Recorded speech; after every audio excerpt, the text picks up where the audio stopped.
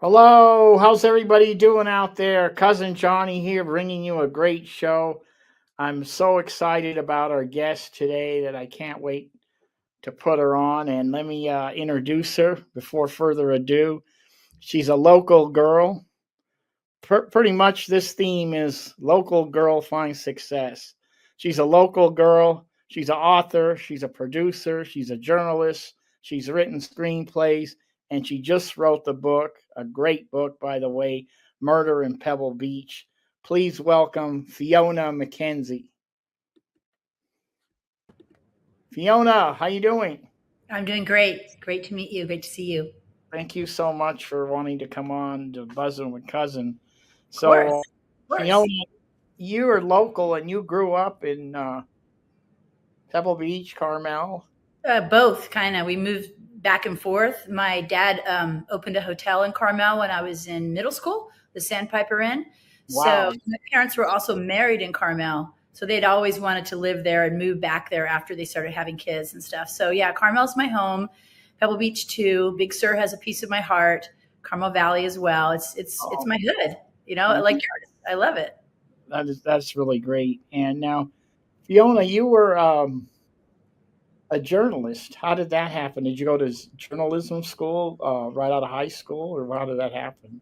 No, I went to graduate school. I went to Berkeley and then I went to graduate school at Georgetown. And I thought I was going to go work for the government, State Department. I don't know what I thought I was going to do. I was just getting a Yeah, graduate degree. And while I was there, I was writing articles for newspapers. And even in college, I had been. And one of my professors at Georgetown said, because he'd been a bureau chief of the New York Times, like serious news guy.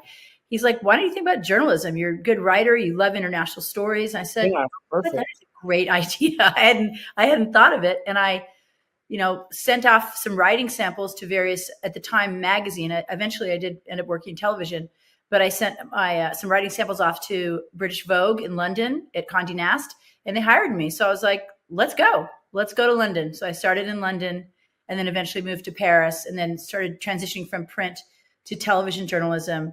And then eventually, I'll tell you more about that if you want to know how I got a job in entertainment, which was still storytelling and writing. And it's all the same. Yeah, all storytelling and Yeah. writing. That's great. And so, when did you realize that you had an interest in storytelling and writing? Well, I was a complete book nerd growing up. I tell you, like when I was a little kid, and we moved around a lot. So when I was, you'd always find me in the library reading. I read a lot of mythology. I read a lot of historical novels. I read all the classics, Dickens, whatever. And I just think I really, really enjoyed getting lost in a story. And, when you read a book, you're making up your own movie in your head, right? Yeah, So the book that I've written, Murder in Pebble Beach, you you're might the cast one way. It's your movie because you're reading it. So I guess storytelling, it's sort of it's interactive between the reader and the writer, or the audience per se.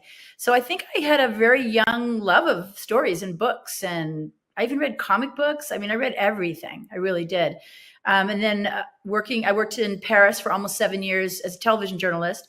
Eventually, I didn't really do news. I didn't love news as much as sort of features. And then I yeah. eventually started working for Entertainment Tonight. And through them, I started interviewing and getting involved in entertainment. I worked for another British show where I interviewed a lot of movie stars and writers and directors. So I was sort of one foot in it, but not in it. And then as I was about to leave and come back to the States, I got a job offer out of the blue to work on a US television show in English, shooting in Paris.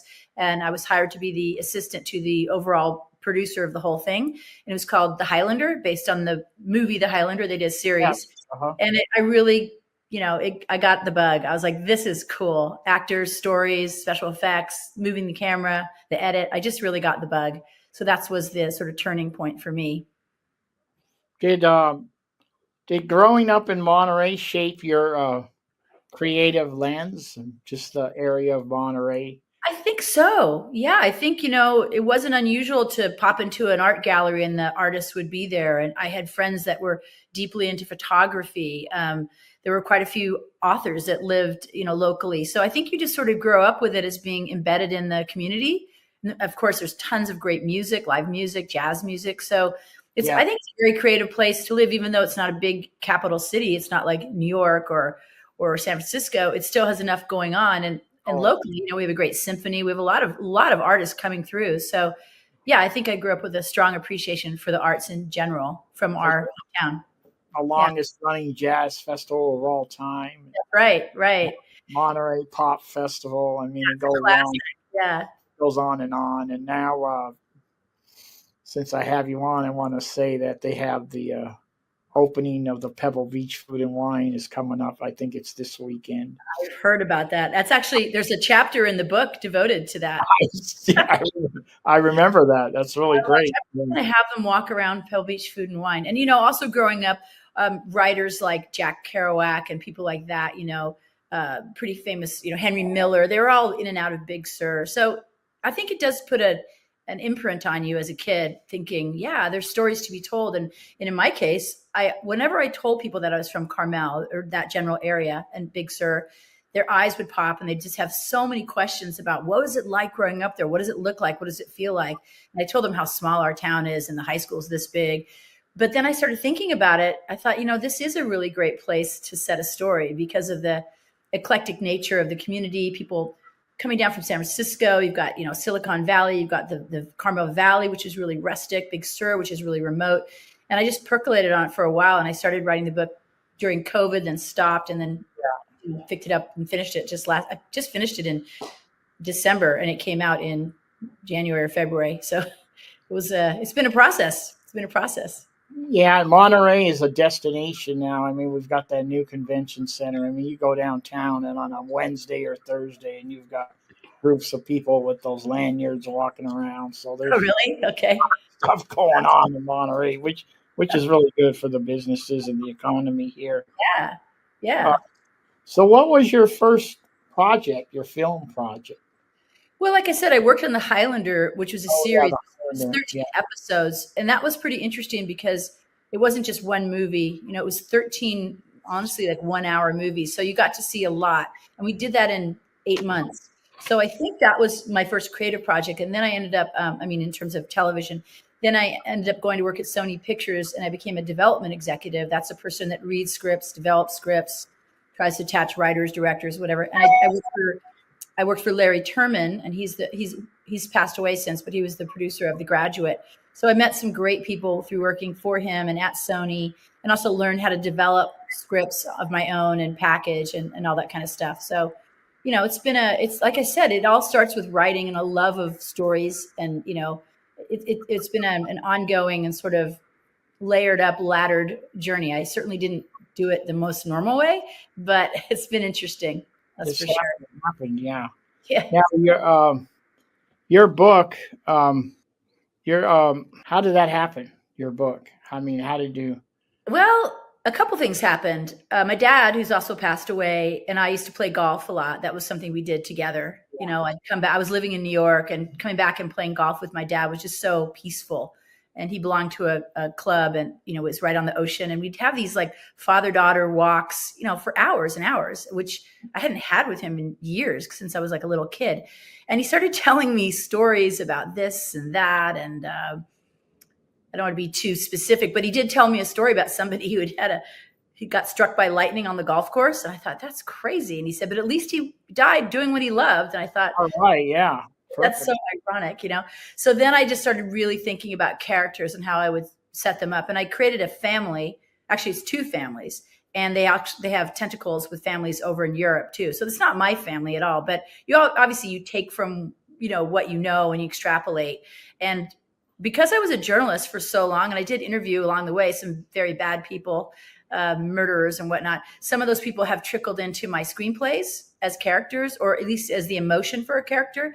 And I feel like journalism was a really great sounding board and also kind of film school for me, because I was shooting, I was editing, I was running around dealing with available light, weather, this and that.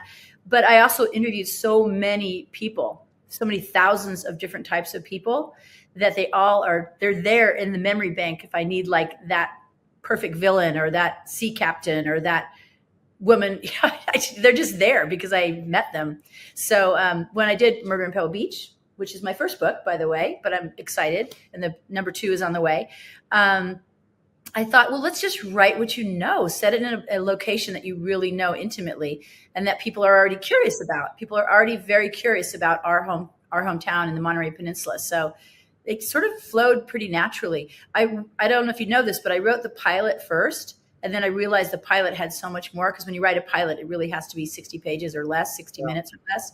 And people read it and said this would make a great book. So in my case, the pilot came first, and now we're actually talking to studios about the TV series. We'll see how it goes. It's a long road, but so the book came after. And I think I'm going to do it again with another project of mine, because the story is already there and it'll make the book writing a bit faster. The other book is completely different. It's set in Ireland. But so the inspiration was probably always there, just below the surface. And it's really about just settling down and focusing and saying, I can do this. I need to come up with, in my case, I think it's 41 chapters and 280,000 words. It's a lot. You have to commit. Yeah. And sometimes it's okay to take breaks. I've taken breaks up to a month or two, but if you get too far out of the saddle, then it seems overwhelming. So if anybody's out there thinking about writing a book, I would say just chip away at it every day, whatever works for you. Chip away for 45 minutes if that's all you got. Just do something so you feel like your page count is moving. And then because you're going to rewrite it a million times anyway. But just don't let it languish for too long, because then it'll start to feel overwhelming, or it'll feel like an obligation. And you want it to feel fun. You want it to be inspired. You want to bring your story to the world. So you should be hopefully motivated. I want to tell you about my experience with your book, and that is, first of all, there's a lot of twists and turns. In my mind, I was thinking one way, then the other, then I was thinking another way, then I was thinking another way, and all. But it was really great. But what I really liked about it was, living in Monterey. I mean, you had us going down Ocean Avenue. Yeah. You had us going down Cannery Row. You had us in Pebble Beach at the Food and Wine. I pictured myself with a Chardonnay, and also going over Bigsby Bridge. Yep. Big Sur. So, I mean, to me, that made a difference in the book. It made me feel like I was right in it. You know what I mean? Yeah. I was in it. I'm glad you felt like that. And that's how I felt. Yeah. Well, to be honest, like whenever I would come back from living in New York, or when I was living in Europe, these are cities, urban. Whenever I'd come back to Carmel, the very first thing I would do, even before I would drive home to see my family, I would just drive and park on Scenic and get out for a few minutes and just feel the ocean, hear the waves, look at the surfers and the dogs running. And I was like, God, it's good to be home. I would do that every single time and just appreciate it, because I wasn't living there anymore, and I haven't lived there in a long time. Maybe I'll be lucky enough to live there again soon, but it's really a magical place. It just is. And thank God it's still as beautiful as it was when I was a kid. I have to say, I really appreciate that they haven't let any sprawling developments happen. It still looks pristine and perfect, and it's wonderful. I love going home. It's really great. I mean, it just seems like the older I get, the more, I mean, when you're young, it's like, you don't really care that much. Right. Now, the older you get, it's like I read up on the history and everything about our beautiful peninsula here. Yeah. Yeah. I mean, the adobes, everything. Right. Yeah. We have like the first theater on the West Coast, I believe, that theater in Monterey. I mean, there's theater out in Carmel Valley. There's just a lot of creative people there and a lot of support for the arts. So for me, it was a great place to write the book, because it's home. It felt really good. I told you I have my favorite coffee mug that I actually write with almost every day. If you can see, it's probably backwards on the screen. It says, "And she lived happily ever after in Carmel by the sea." Oh my God, that's the day. Yeah. Great. So Fiona, I know you're busy, but can you just give us a sneak preview of Murder in Pebble Beach? Give us, just without giving the story away, just give us a little tidbit. Just a little snippet. Okay, I'll try to make it quick and easy to understand. Basically, it's the story of a family, Conrad Worthington, and he has a devastating car accident in the first 10 pages. And we think he's going to die, jaws of life extract him and that kind of thing. And it turns out he's in sort of an induced coma. He's in ICU. And what's called the key man clause kicks in for his company, and his oldest daughter is asked to come back and sort of step in and run his company while he's recuperating. But at the same time as she does that, she's trying to mend the fractured family that she has. She's got siblings, she's got a new family because her dad's about to get married. So there's an extended family of kind of the same ages. They're all kind of between 15 and 34, 35, 6 siblings. And when she comes home to sort of help with the family business, she also starts to investigate because she's an attorney, and she starts to really start to dig around. She's friends with the local detective. She went to high school with him, and together they kind of team up a little bit. He's got his way of looking at things and she's got her way. But she's really, really suspicious that somebody from the inside within the company or the family, or she doesn't know, was after him and triggered this accident. And she's right. So little by little, that is what starts to unravel. And then suddenly her father goes missing from the hospital. And that's when things take a wild turn. And some new family members show up. Oh, yeah. Out of the blue, you know. Little surprise here. That's actually based on a true story. A friend of mine, that happened to her. A friend of mine, I won't give it away, but so she just learned she had another sibling from before. So I was like, that is wild. So yeah, little pieces of real life are in there, but mostly just extrapolated from along the way. And book 2 is definitely in the works. If you made it to the end, you'll see where that's going. I see where that's going, yeah. And we are pitching the show, and we've had some good responses so far. Some actors have read it. I mean, I could absolutely see this. You know, if they would turn this into a series, I would have so much fun. Oh, I could see it. I could right? picture it. Yeah, I mean, just like the Little Lies, Play Misty for Me. You know, it could be really cool. Standing out in well, it wasn't called the Lodge, but yes, it wasn't called the Lodge. Yes, it and was called the Lodge, but it was Dunecliff. when I say Dunecliff, Dunecliff, sitting yeah. out there sipping on a nice scotch, smoking a cigar. I could just picture the whole series. Absolutely. So that's really great. So I want all the listeners out there to get the book because it's really great. And Please do. Here it is again. It's a lot of fun. We're supporting a local lady here. And it's just meant to be a fun read, you know. It's meant to be a fun vacation read, or thanks for putting that up there, or a gift or a holiday thing, you know, for people that like golf, for people that know Pebble Beach and Carmel. It's a page turner, I think. I think it's fair to say that. And I'm really glad you liked it, Johnny. I'm really pleased. Oh, I loved it. I can't wait for the second book to come out because I'm kind of wondering what's going on now, you know. Well, if people want to know more, I have an Instagram I can give you, and also we have a website too with more.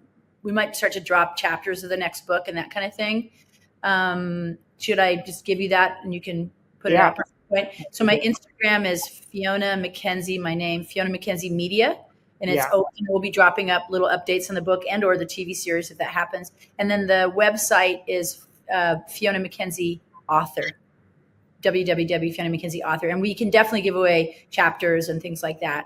I'm going to be doing a little television interview for KXTL. I think they're from Sacramento. That's happening on the 24th of this month. And we're going to put together some giveaways and things like that as well. I don't exactly know what they want to do, but and there's another company from the East Coast that's interested in doing something a little bit experiential with the book, like walking. They want me to sort of describe scenes, walking and talking. So we'll see how that all goes. It's all new to me and fun, and it's definitely fun. And congratulations on the book. Thank you so much. Thank you. Really, really good to talk with you too. It's really, I love what you're doing. I love that you're doing this for the local community and artists, musicians. You know what I say, Fiona's, I'm biased, but I feel we got some of the best chefs, the best artists, the best musicians, the best authors right here. I mean, I'm biased, but right here in Monterey, including yourself. Oh, thank you for including me. But I think you're right. Thank you so much for coming on. You. And is there anything you want to add before we close out?